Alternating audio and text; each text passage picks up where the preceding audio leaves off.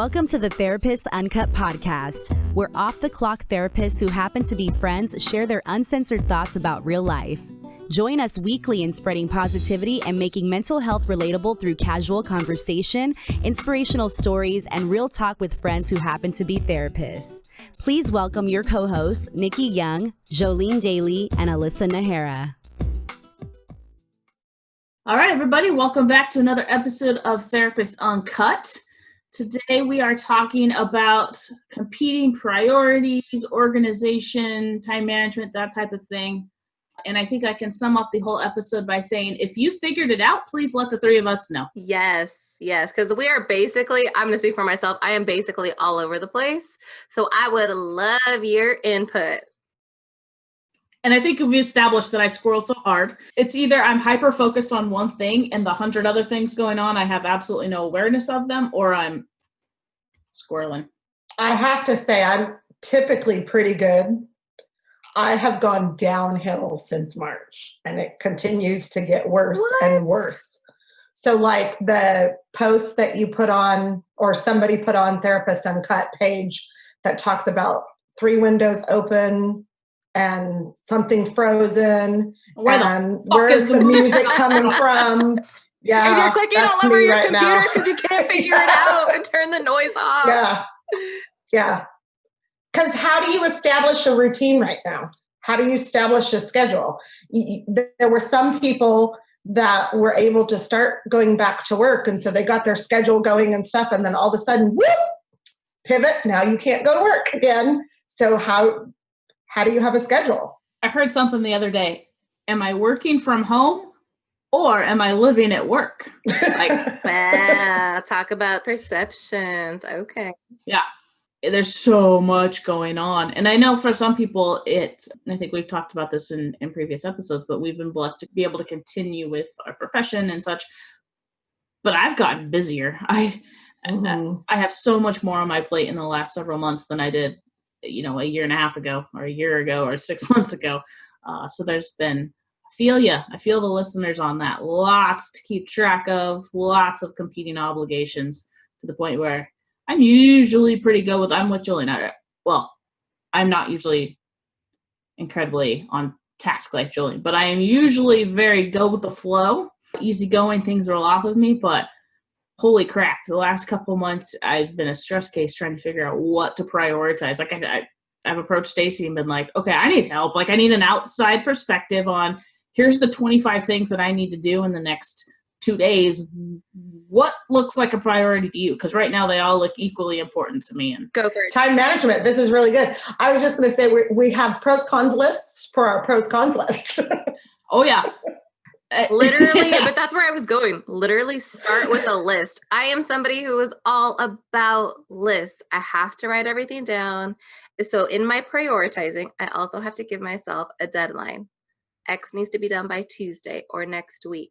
And I actually started this habit when I was a child welfare social worker, because when you work in child welfare, there's lots of high priority things. And it's kind of like that, kind of like Wall Street, where it's like ching, ching, ching, ching, and it's like moving at all times. So I prioritize by the hour or by the day. I recommend starting with lists if you have not tried that yet. And this is something that the listeners may not know about me, but so obviously here on camera, I squirrel so hard, and in life I do as well. But I also, like I said, I can hyper focus on one thing and just not be aware of anything else going around. And I love organization. And so I probably have some OCD tendencies in that regard, but I love lists. And as the world has transitioned to technology, there's Excel spreadsheets for everything. I like my list, hard copy, give me a paper, give me a pen. I'm writing my list down. I hate doing electronic lists. I hate keeping track of it on my phone. Agreed. I want a pen. I want to touch the paper, and I want to see it, and I want to cross things out. Paper and pen. Here's a funny example. Catalyst, our private practice, purchased some swag this week, some shirts and some hats and such. And the individual from the embroidery shop sent me the catalog. Now, I'm very specific about my hats. I mean, there are criteria that have to be met if I will wear the hat, right? Very selective. Well, he sent me this catalog with probably 800 hats, right? So, okay, I narrow it down to the brands I'm willing to wear, and I've still got like 200 hats. There may or may not have been a grid diagram. Nice visual. It's the tournament component. Okay, so you start out with these, Exactly. and then we move to. Oh wow! Jolene Okay. gets me. Yeah. But at the end of the process, I was very happy with my selection. Good. So I would say it depends on what kind of, I guess, I don't want to say learner, but what your style is. I'm a visual person. I'm a pen and paper person. So I also will use an Excel sheet. I will print it. I will mark it up like crazy. Some people like to have audio reminders on their phone or use their digital calendar on their phone. I hate the calendar on my phone. I feel like it's useless to me. I have a physical planner to help me stay organized, to help reduce my stress for the day and the week. That's funny. So, because I used to be that same way, the digital, no.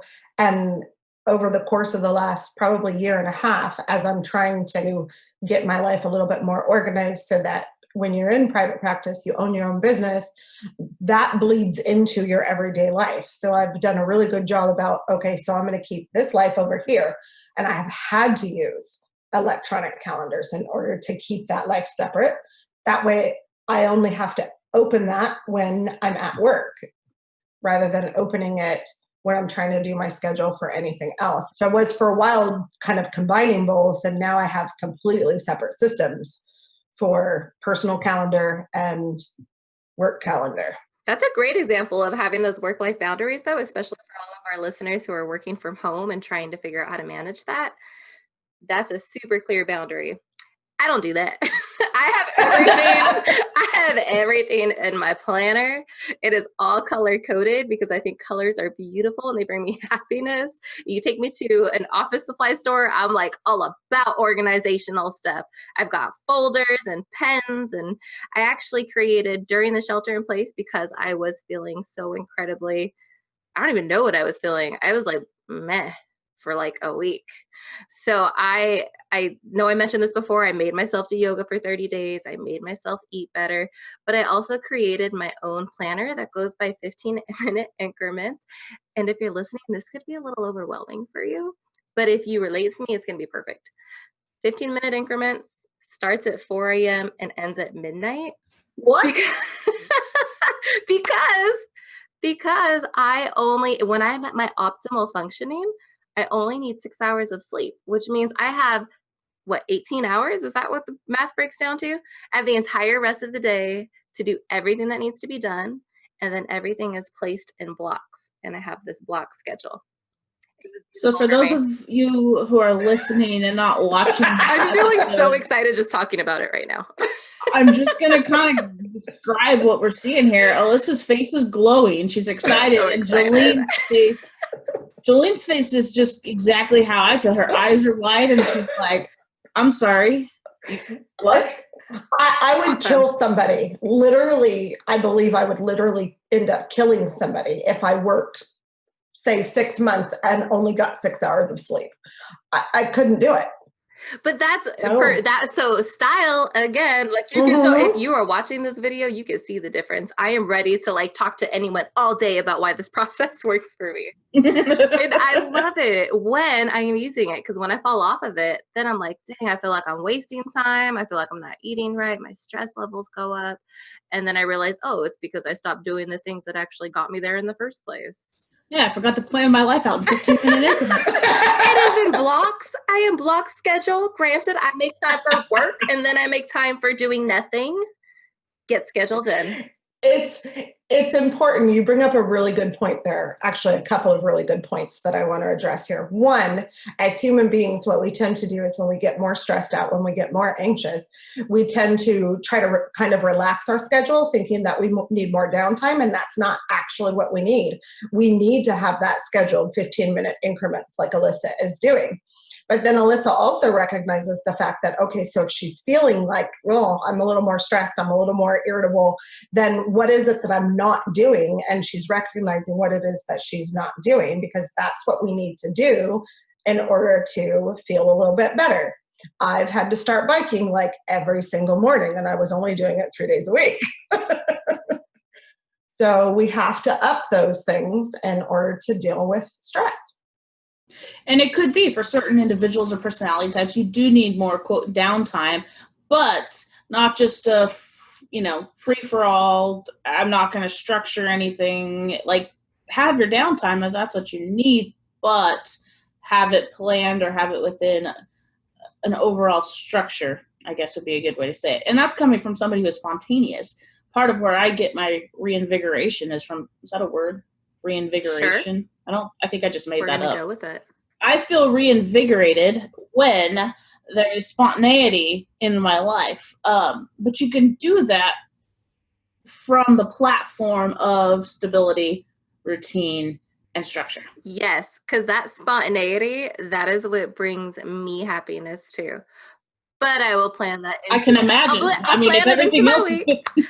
If you're a new listener, you will learn that like the smallest things in life bring me so much joy. Very a naturally excited person, to where my husband often's like, tone it down a bit. You just need to tone it down. So I love this planner. And if we're talking about competing priorities, this style in planning also helps me evaluate. I will pull out the important items that need to be done by today, because it's a 24-hour planner idea. And then I will prioritize and create blocks. And that's what keeps me at my optimal. I will, however, say I don't forever only operate on 6 hours of sleep. When I've fallen off of this, I am ready to pass out if I only sleep for 6 hours. I can only do this at my optimal mental health, which is when I'm implementing a morning routine, I'm eating well, and I'm drinking water. Then I can really pull all of this off. I like the idea of the spontaneity component, and it sounds like Nikki is just spontaneous, however that looks in her schedule. And it sounds like Alyssa from time to time does plan spontaneity. And so you can definitely do both. It's important to recognize, and so this goes into competing priorities. It's important to recognize from time to time, you got to throw your to-do list off the table and run off to the beach. Maybe not necessarily right at the moment because of Rona. However, under normal circumstances, that's what you do. And so then the next day you pick up and say, okay, so I had this priority from yesterday that I kind of just blew away and went off and pretended like life is Disneyland. Played hooky for the day. That's okay sometimes. Exactly. Yeah.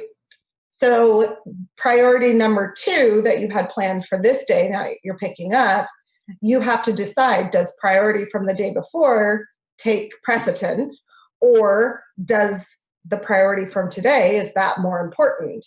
And you have to then assess yourself and what that is in order to decide, because just because you skipped the one from the day before doesn't make it more of a priority than what you have planned for today. And if you're operating from a place of organization and structure overall, then you're likely in a better space, both emotionally and time management wise and task wise, to be able to have those days of throw it out the window, I'm going to the beach or whatever it is, because you've been on task and you've been regulated and you've self-monitoring. So there's not going to be that same, I can 100% identify with what Alyssa's saying, where you have those moments where you realize, okay, I'm off, I'm way off. And I look back on the days or weeks leading up to that, and it's when I haven't been organized. It's when I have thought that, okay, I'm trying to get all this stuff done, but there's been no rhyme or reason to it. And at the end of that period of time, I look back and I'm like, crap, I feel like I wasted a bunch of time. Whereas when I am structured and organized and operating off of lists and such, you're much more productive. So you get to the end of that week and it's like, okay, I have some breathing room. I have some time to be spontaneous, or I can feel less guilty about it. Or now here's a big one for me. If I have been doing well, and for me that would look like being organized, being productive, then when I have that moment of spontaneity, it is refreshing, it is rejuvenating. But if I haven't been and I still just can't, and so I go off and I don't feel good when I come back. I feel there's guilt, there's lack of preparedness. It's not refreshing. It's totally this cycle. You're right. it's avoidance as opposed to, refilling your reservoirs. Would you call avoidance and procrastination the same thing or two different things? That's a really good question. I think it depends on the motivation behind the procrastination. Or if there's been reward from procrastination. So I work with a lot of college students who'll be like, I procrastinate on assignments all the time and I still end up with a good grade. So what's the point of planning out my schedule to do assignments? That was basically my life in college, yes. How did you know, Jolene? I think about myself, and I wouldn't view it as procrastination, but the way I manage my time is I'm not doing an assignment or something that needs to be done 2 weeks ahead of time. For myself, I know how long I need to do something, and I'm going to schedule that in for right before it needs to be done. And I don't, when it's from a healthy place, it's not coming from a place of procrastination or putting things off. It's more of a machine. I know this is what needs to be done. It's calculated, right? Mm-hmm. It's very, I guess I have that black and white kind of mindset in a lot of situations. It's a calculation. This is what I need. This is when I'm going to do it. This will be the end results. So I suppose an event were to happen, then I'd be a little bit screwed. But so far, it's really important. I think you're right when you say calculation, because as you were talking there, I was like, I couldn't calculate that way. I couldn't schedule that way. I have to, because I have chronic conditions that cause pain, I have to schedule way ahead of time. Going through graduate school, it was always, I would do my assignments a week before they were even due, because if I had a bad day, then I didn't want to feel guilty or feel rushed in order to have to do that assignment. And so it's similar now. I have to schedule in, I have down days. And if I don't schedule in those down days, which I have not done in the last 6 months, is probably part of the problem, then I run into severe problems and I feel like garbage. And nobody deserves to have to feel that. I mean, I think we just summed it up, right? It's so very personalized, just like every other aspect of managing time and life everybody's different. Alyssa said it earlier. Everybody has a different learning style. So everybody views the world and interprets and processes information differently. So what's healthy for one person is going to look different than what's healthy for the next person. One of the other tips I want to add into how do you manage your stress? How do you manage all these competing priorities, especially for all of our parents or caregivers who are working from home right now and working remotely? There's a question that comes to mind when we interview or when you get interviewed, and you often get the tell me about your strengths, tell me about your weaknesses. And in the past, I don't know if it's still a question now, it's how well do you multitask? Can I tell you that multitasking is like your fucking enemy, because it gets nothing accomplished. I will say for me, I have to do one thing at a time and complete it. Otherwise, I have 7 projects that takes me 2 weeks to complete versus just getting things done. And research shows multitasking is not a thing. People who think they're good at it, I'm not quite sure what's going on there, but research shows it's not a thing.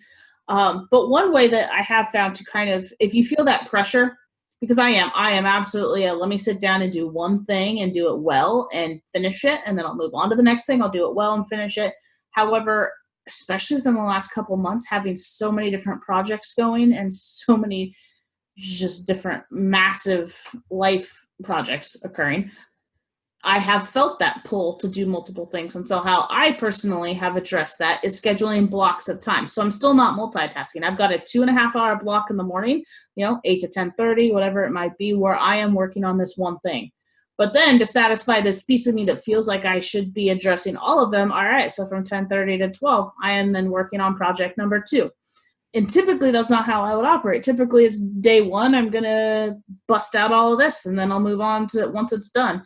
But when you have so many competing priorities, as we do right now, that can be a way around that pressure to multitask. In a day, you're multitasking. You're addressing multiple projects or tasks that need to be addressed, but you're not trying to do so at the same time. And I will tell you, what you said is what gets accomplished by me having this 4 a.m. to midnight calendar, because out of my natural tendency and out of habit, I will want to multitask. I really do think I have an ADD brain and it's just never been diagnosed. And sometimes I just need redirection and my husband will often tell me, finish this first, do this first. Don't think about that. focus on this. And so that schedule for me helps me stay focused on one task and then move on to the next. I'm going to say, I don't believe you necessarily have an ADHD brain. I believe that you have bought into the lies, as many women have, in the fact that we can multitask. That is a lie that we tell ourselves. And then we feel guilty because we can't multitask. So again, I'm going to go back to, eventually we're going to do an episode on, we might have to change it from mom guilt to women guilt or something along that lines. So we can keep mom guilt, that's fine. So what I want to bring up, and I feel it deep down, I started my career later in life. And so I had a few different jobs before. And one of those jobs was food server. And I can feel all of you food servers out there saying, no, I multitask all the time. And I'm going to call BS because we don't actually multitask. So there's a time that I was working in a cafe type setting. And in those type settings, typically speaking, the kitchen staff, the cooks will have a bell to let the servers know that there's food up.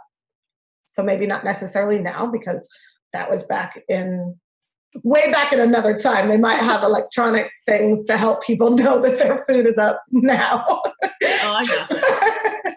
So I would be running around, and I would have multiple tables and have multiple people needing certain things from certain tables, and you have to prioritize. If somebody needs coffee, typically that is on the top of the priority list above anything else. People need sides and things along that line. So you have to decide, okay, so which one do I get first? And if the cook is in there ringing the bell saying that somebody's food's up and somebody needs to deliver it, or and you've got the polite table versus the asshole table. Exactly. So that is a priority as well. You then, if you're not multitasking right and knowing exactly when, and your kitchen staff is totally not on track with you, and they're trying to tell you multiple times that your food is up by ringing the bell multiple times, then you will go to an inappropriate coping skill of telling the cooks that you're going to shove the bell up their behind if they don't stop ringing it, because you are not capable of multitasking. Welcome to the party, Jolene. Oh. Wow. I can see it. And so aside from that twist of an ending that I didn't see coming, did anybody else feel super stressed while she was describing all that? I was getting Yeah, I could hear the bells in my head, and I can feel like my body. I don't know if you can see it on the camera, but I was like, where's this going? It's awful. Speaking of hearing bells in your head, I was going to say something based off of what Alyssa had mentioned as well. You said, you feel like I'm an ADHD brain, but I mean, that goes to, is it an ADHD process or is it an anxious process? I mean, taking kids into account, how many children are misdiagnosed with ADHD as kids when it's actually anxiety? We see that all the time. Or trauma. So, I'm going to throw that one in there. Trauma. Definitely. And a lot of times the anxiety resulting from a trauma and such. So you take now when our society as a whole has such a heightened level of anxiety right now, and you may not realize it, but it's there. You couple that with increased responsibilities, and you've got a recipe for completely spinning out of control and disarray. Which is exactly the reason that you need to write things down. Don't try to be like hero and say, okay, so I'm 20 years old, I'm 30 years old, I have a good memory, I can remember all of these things. Just write it down. Oh my gosh, have you met my dad? Because I feel like you're talking about my dad. Sorry, Dad, if you're listening to this. But my father has refused. My father's in his 60s. He has refused to write anything down because he refuses to allow lists to guide whatever is happening, because he worries he's gonna lose his memory if he starts losing lists. And as we talk throughout the week, I'm like, Dad, we talked about this. Don't you remember this happening? But he is so, in my opinion, there's a lot going on in his head, and it's hard for him to keep it organized. And in my head, I'm like, if you could just use a list and write it down, we wouldn't have this problem. But he refuses. And that's his choice. I love it. I have way more important things to do than try to remember something that I can easily write down or put in my calendar. Absolutely. And in my dad's words, he doesn't clutter his mind with details. And that's his excuse for forgetting it. So funny story about that. Growing up, my dad never remembered the date of my parents' anniversary. And he would always come ask me, hey, do you remember what mine and mom's anniversary is? And as a young kid, I remember realizing that they had this plaque. My mom had this plaque that it had been a gift or she had made, I'm not sure, and it hung on the front door. And it said their homestead established, and it had the date. So I clued him in back then. Hey, Dad, it's on, I think she had it hanging on the front entryway. So, I mean, this was years of this, right? And so he finally, I guess, got it down. And there was a year before he got it down, though, where my mom moved it. And so he comes to me panicked that year. It's not on the door. It's not there. Where's that anniversary? It was funny, though, because apparently over the years, he must have learned his anniversary. Well, I got it, all of the confusion, because he was always a day off. He was always a day early or a day late. I don't know. So this year, I'm on the phone, have a whole conversation with my mom. And then for some reason, I had to call. They weren't together. So I called my dad right after to follow up on whatever it was that we were talking about. And I said, what are you doing tonight? He goes, well, it's our anniversary. And I was like, no, it's not. And he goes, yeah, yes, it is. I hope it is. And so we had this whole thing. I was wrong this year, and he had nailed it. Oh, congratulations for your dad. I will, however, say that in my future relationship with my husband, I will be your dad because I have a very difficult time remembering my anniversary for some reason. It just kind of slips. There usually seems to be at least one. So I am blessed to have a husband and myself who both forget our anniversary. So yes, nobody can be mad. Yeah. I just eliminate that factor and celebrate the entire month because I know it's in June. So we just go all out in June. That's a really, really good way to look at it. I feel like we squirreled a little bit. We're going to bring it back. Today, we spent a whole lot of time talking about how to manage stress, how to organize and prioritize, and how to navigate all these different competing priorities. And we hope that you were able to take something helpful for you. Again, recognizing that you are an individual and you are going to do things in whatever way works best for you. So take what you want from this podcast and do with it as you will. And we will see you on our next episode of Therapist Uncut. Thanks, guys.